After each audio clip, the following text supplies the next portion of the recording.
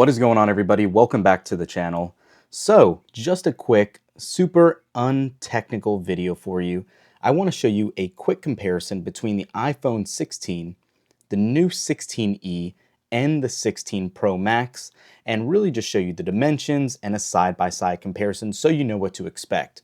Obviously, the 16e is Apple's latest offering here, coming with some of the new features from the iPhone 16 series, and then also still some leftovers from the iPhone 14.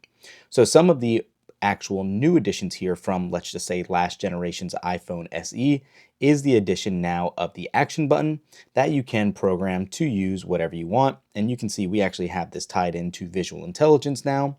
So if you wanted to use that, you can. But again, this is all software based, and now you can do so on the iPhone 15 Pro and Pro Max as well. Also, the first thing you're going to notice up front is that you do not have the dynamic island. You still do have that notch. Very similar, again, to the iPhone 14, rather the iPhone 16 series. Now, again, also one of the other big changes here is that the display is still, unfortunately, only 60 Hertz. But again, that is the same that you are getting on the iPhone 16 itself. So nothing crazy or too surprising there, but it is something I just want you guys to be aware of. The actual screen itself is identical in size to the iPhone 16, with the Pro Max obviously coming in significantly larger at 6.8 inches.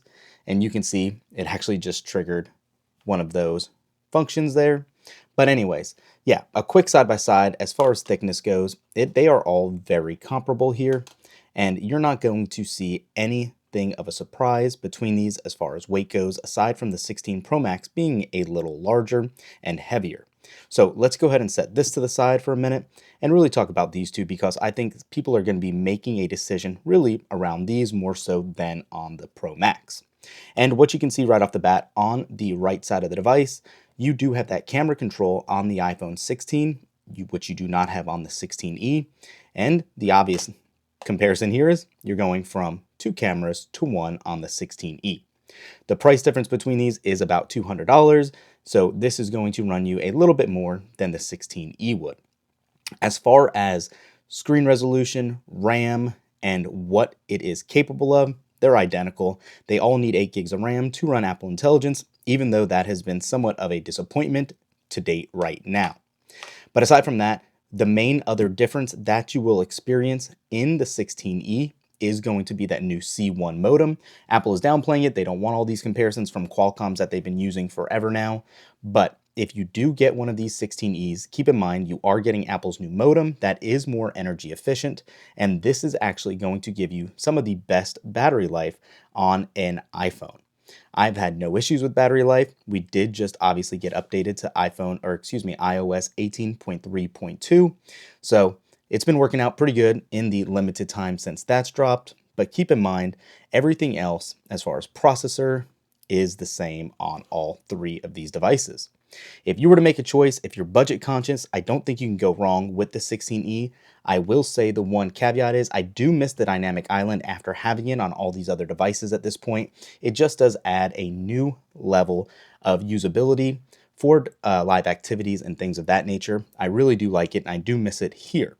Again, not a deal breaker if you're looking to save a couple bucks, but the biggest question also is, who is this really for? And I think truly Apple developed this phone to make it more premium from the SE, hence why they differentiated it to make it part of the 16 series. But I also think it's a first-time iPhone user, or possibly somebody a little more older that doesn't need all of the bells and whistles that come with the other family members here. So that's just my personal opinion. Let me know in the comments what you guys think. Quick look, easy view for you guys. Are you picking up a 16e? Do you prefer the 16 in general? I don't know. Let me know. I can see where the ultra-wide camera would come in handy on a lot of situations. I wish that was part of this, but they got to cut costs somewhere, and that's obviously one area they did. Thanks for watching. We'll catch you in the next one. Peace.